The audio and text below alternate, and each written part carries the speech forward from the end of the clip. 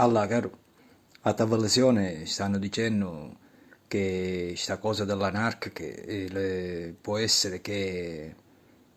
una specie di solito complotto che praticamente per distogliere l'attenzione per l'inefficacia di questo governo, Allah dice si infondare una cosa del genere con la sospetta ipotesi di complicità del governo, così dice tutti siamo distratti da questa cosa. E se è vera questa cosa, secondo me c'è anche un altro scopo, oltre che l'incapacità di questo governo, c'è anche lo scopo di fare nuove leggi per poter sommossare, sopprimere le proteste, ma no in quanto anarchici, perché sono cattivi e tutti sarebbero d'accordo, no? A fare nuove leggi più severe, ma per prepararsi per sopprimere le genti che si ribelleranno per il reddito di cittadinanza e la fame.